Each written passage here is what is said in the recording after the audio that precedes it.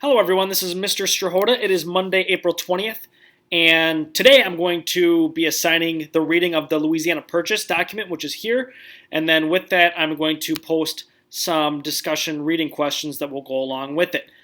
Now, I understand that some of you don't mind reading something on your own, but I'm actually going to read this all the way through, and if you'd like to listen to me read it while you answer the questions, that's great, or if you just want to simply read it on your own, that is okay too. So again, this reading is on the Louisiana Purchase. Before the French and Indian War, France held Canada land along the Mississippi River and laid claim to the Ohio Valley, including what is now western Pennsylvania. The treaty ending the war changed the map of British North America. The British won the war and forced France to give up their lands in North America. To keep Louisiana from going to the British, France gave the territory to Spain. Spain had fought on the side of the French and was forced to surrender Florida to the British. By the Treaty of Peace, Britain had won Canada, the Ohio Valley, and Florida.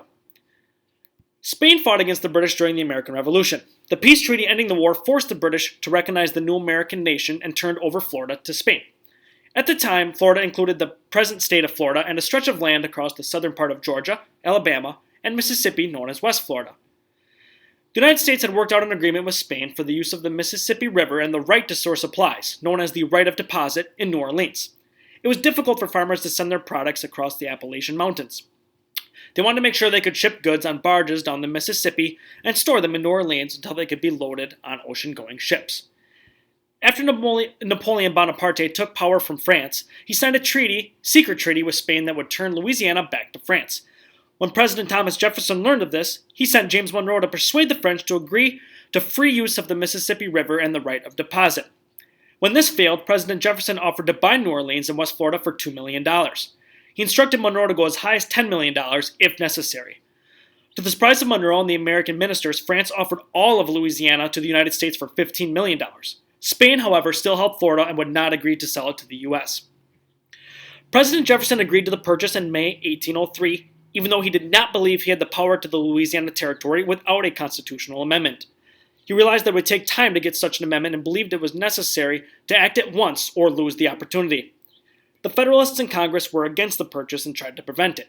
However, they were not able to defeat the treaty. The Senate approved the treaty in December of 1803, and Louisiana became a part of the United States. The United States purchased 828,000 square miles of land between the Mississippi River and the Rocky Mountains. This purchase doubled the size of the United States. So really quickly, I will just touch on this quickly. Remember, today Louisiana is this state right here. Right here. However, at this time, the Louisiana Territory was this whole chunk of land from here all the way up through what is now present-day South Dakota, North Dakota, Wyoming, Montana, Nebraska, Oklahoma, etc. So, again, this was a huge purchase, and again, just quickly touching on this, Thomas Jefferson was extremely surprised because he offered $2 million simply for New Orleans and West Florida, and then they came back and said, hey, we'll sell you this entire area for $15 million. And this seemed like way too good of a deal to pass up, so Thomas Jefferson purchased this at the time. And again, this doubled the size of the United States. So what you're going to do is answer questions 1 through 7 here in regards to the reading. And hopefully me reading through it, you could even answer the questions as you listen to me read it to you. Or again, like I said, you can read it yourself. So I will make a copy of this for each of you on Google Classroom. And you'll simply type your answers down in here. And then once you are done, you will turn that in when you're completed. As always, if you have any questions, please do not hesitate to reach out to me. Thank you, and have a great rest of your Monday.